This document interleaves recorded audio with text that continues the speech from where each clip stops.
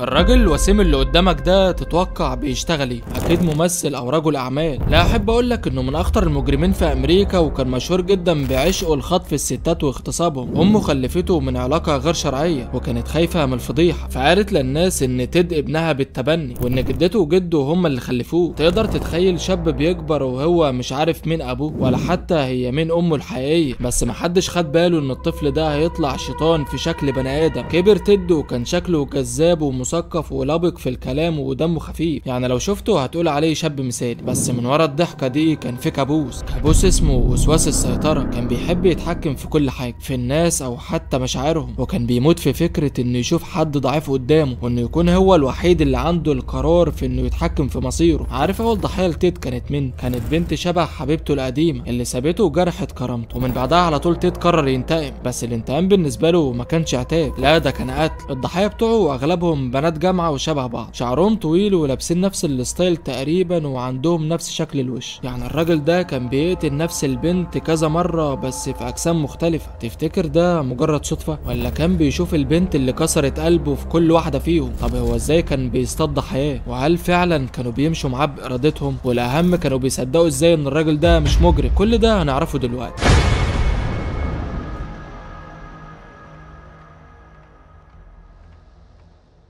يوم 16 اغسطس سنة 1975 الساعة 2 بعد نص الليل، ضابط الدورية بوب هايورد كان لسه راجع من شغله في مدينة سوليت، وواقف بالعربية قدام بيته، وعدى من جنبه عربية فولكس فاجن لونها بني وانوارها مطفية. بوب كان عارف الحي اللي ساكن فيه كويس ومتأكد ان العربية دي مش تبع حد من جيرانه، فعلى طول بدل ما ينزل من العربية ويدخل بيته ويريح، شغل العربية ومشي وراه من غير ما يحس بيه. ومرة واحدة العربية وقفت قدام بيت جاره. بوب كان عارف ان جاره ده عنده بنتين، واحدة 17 سنة والتانية 19، فقرر يشغل انوار عربيته علشان يشوف نمر العربية اللي قدامه. صاحب العربية اتخض وعلى طول شغل عربيته ومشي، وبوب فضل ماشي وراه. هو لازم يعرف مين هو الراجل الغريب ده اللي اول مرة يدخل منطقتهم بعد نص الليل، لحد ما وصلوا لطريق مسدود والعربية وقفت، ونزل منها واحد رافع ايده ومسلم نفسه. كان لابس بنطلون جينز وقميص اسود وشعره طويل وريحته معفنة. بوب رفع المسدس وقال له انت مين وهنا بتعمل ايه؟ فقال له ده بس انا مجرد طالب بدرس في الجامعة وكنت بسمع فيلم والوقت اتأخر، ومفيش داعي تطاردني وترفع عليا المسدس، انا ما عملتش حاجه. بس اللي خلى الظابط يشك فيه انه عدى على السينما في طريقه وهو راجع، وما كانش فيه افلام بتتعرض اصلا. فراح وبص على عربيته واكتشف حاجه غريبه، الكرسي اللي جنب السواق مش موجود اصلا، وكان فيه شنطه صغيره وحاجات غريبه مكانه زي قناع تزلج وجوانت وكشاف وحبل وفي حديده كبيره، كلها حاجات يعني من الطبيعي ان مفيش حد بيشيلهم في عربيته. وهنا الظابط قلق اكتر، ده غير ان كان فيه كيس اسود كبير مرمي تحت. بص على العربيه من ورا وشاف انه معاه كلبشات، وخلاص كده اتاكد ان الراجل ده اكيد وراه حاجه، وقال له انا مضطر اقبض عليك بتهمه انك حاولت تهرب من ضابط، وكمان هتكلم مع محامي المنطقه وارفع عليك قضيه بتهمه ان الحاجات اللي معاك في العربيه كلها حاجات اصلا بتستعمل في السرقه، وتقريبا كده انت بتشتغل حرام. بس اللي الضابط ما يعرفوش ان الحاجات اللي موجوده معاه في العربيه مش للسرقه، ده بيستخدمها في حاجات تانية اخطر بكتير. وفعلا الضابط قبض عليه، بس لان ما كانش في اي دليل يدينه انه استخدم الحاجات دي فطلع من الحبس بكفاله. والضابط كان فاكره واقف قدام بيت جاره علشان يسرقه، واكيد عارف ان ابو البنتين مش موجود دلوقتي في البيت وراح الشغل لانه كان بيشتغل في الفتره الليليه. بوب كانت توقعاته بسيطه لانه ما كانش يعرف ان اللي قبض عليه هو القاتل الاكثر شهره في امريكا، تيد باندي، اللي رعب الناس والحكومه وقعدوا سنين يدوروا عليه. طب هو تيد كان بيقتل الناس ليه؟ علشان الفلوس مثلا، ولا عنده حاله نفسيه بتخليه يعمل كده، ولا ايه بالظبط؟ هقولك ان السبب ابشع من كده بكتير.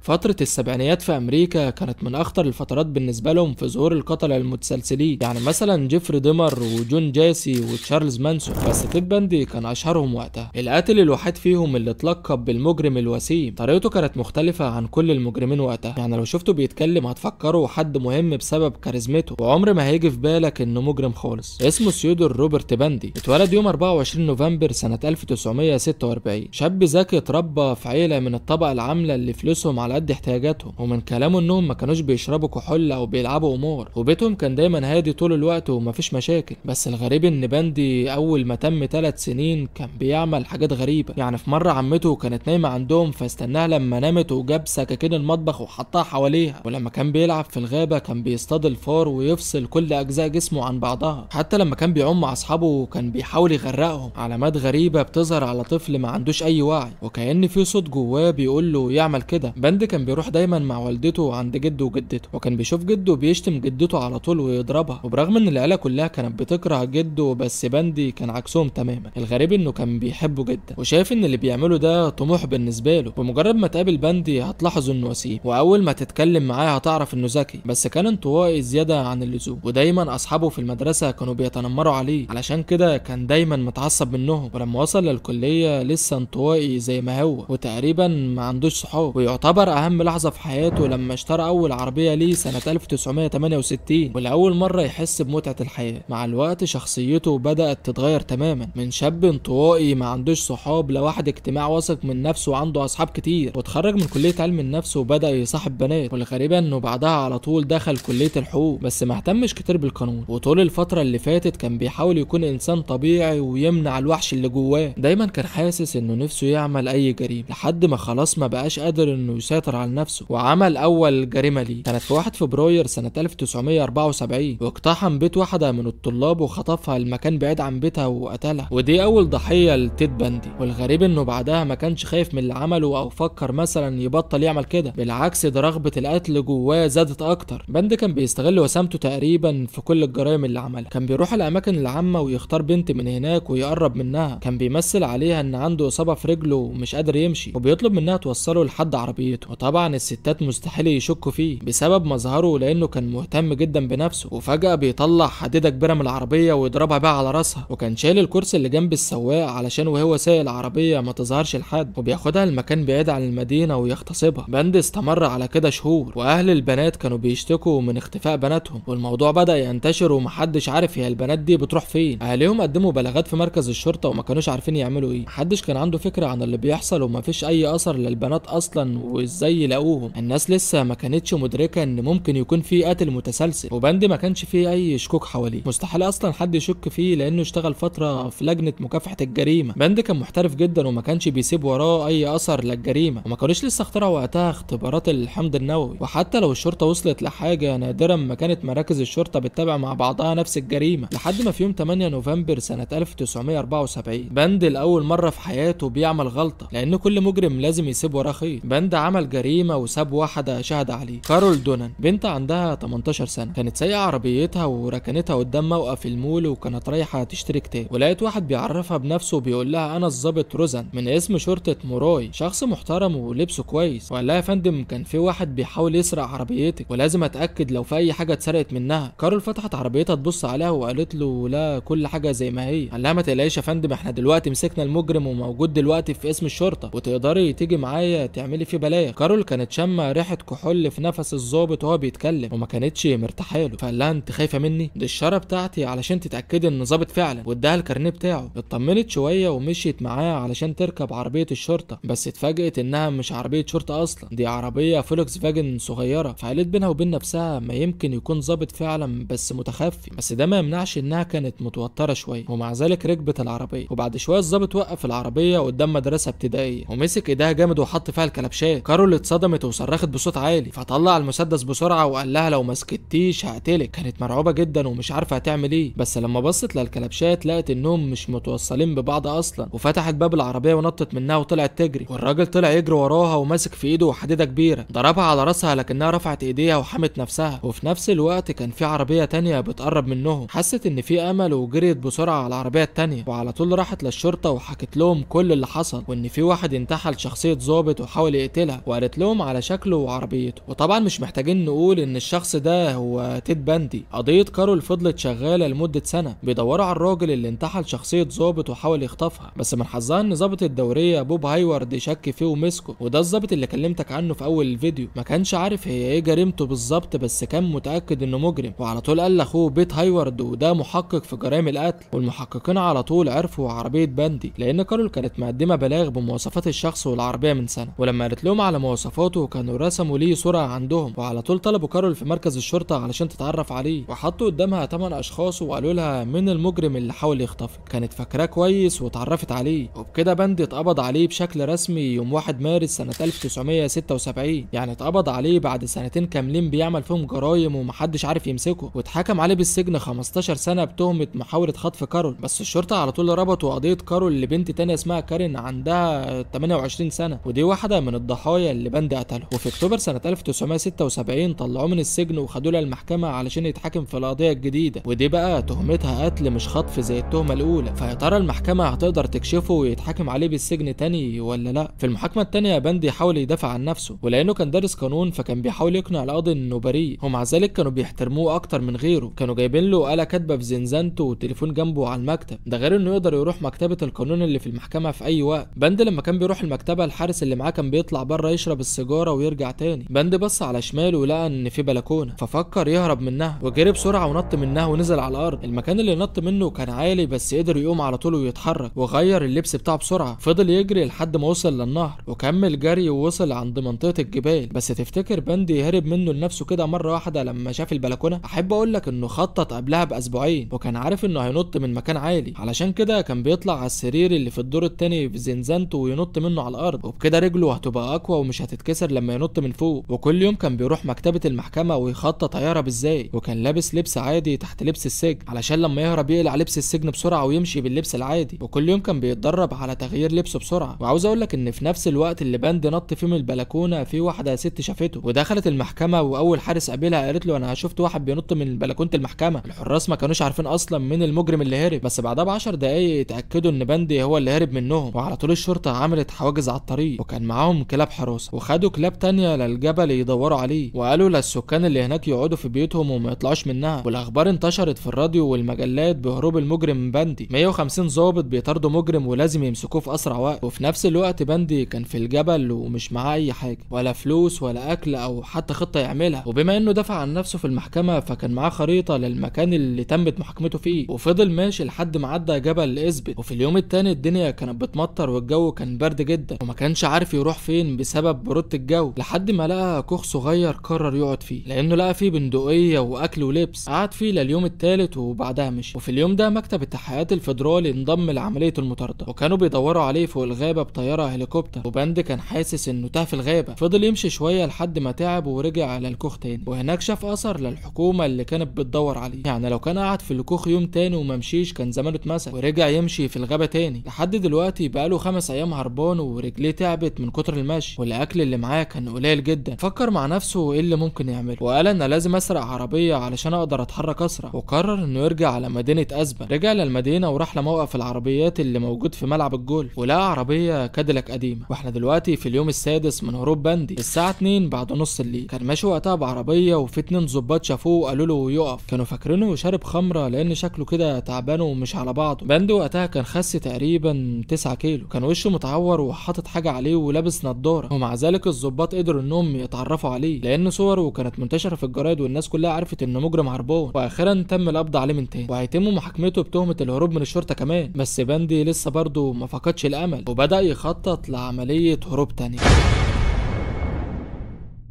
يوم 30 ديسمبر سنة 1977 الحارس بيجيب لبندي الأكل في زنزانته. بند مرضيش ياكل منه ورفع نفسه ودخل في الفتحة الموجودة في السقف، لأنه في الأيام اللي فاتت خد منشار من واحد صاحبه في السجن، والفتحة كانت صغيرة علشان كده بندي كان لازم يقلل وزنه. وكان بيشتكي دايما إن الأكل مش كويس علشان محدش يشك فيه وما كانش بياكل، وحتى لو كل بياكل حاجات بسيطة. كان ذكي ومش عاوز يدي مجال لأي حد إنه يشك فيه. بند كان معاه $700 وفضل ماشي من الفتحة اللي كانت فوق زنزانته لحد ما وصل لشقة صغيرة وسمع صوت الحارس ومراته بيتعشوا، وكان مستني فرصته علشان يطلع. والست كانت بتقول لجوزها عاوزين نروح السينما النهارده، بس الغريب ان جوزها ما كانش بيرد عليها. وفجأة الحارس مشي وقفل الباب جامد وراه، وبند وقع في اوضه من الشقه بتاعتهم، وعلى طول اتحرك بسرعه وطلع من بيتهم ومشي في الشارع. والمره دي بالذات الحراس قعدوا 17 ساعه لحد ما حسوا ان بند هرب، ودي فتره طويله جدا وهيصعب عليهم انهم يمسكوه بسرعه. وفي يوم 14 يناير سنه 1978 الساعه 3 بعد نص الليل كان المكان هادي جدا في الحرم الجامعي، بس كان في بنت اسمها نيدا راجعه للسكن بتاعها بعد ما خلصت سهرتها مع صاحبها. بس لاحظت ان باب السكن بتاعها مش مقفول كويس، ولما دخلت لقت الانوار شغاله. وفجاه سمعت صوت عالي من الدور اللي فوق، وكان في صوت حد بيجري، ومره واحده ظهر قدامها واحد دخل عليها وماسك حديده في ايده. والغريبه انه ما لمسهاش وفتح الباب وجري بسرعه. فعلى طول نيدا صحت زمايلها وعرفتهم اللي حصل، واكتشفوا ان اللي هرب ده كان مجرم خطير لانه اعتدى على 4 بنات وقتل 2 منهم.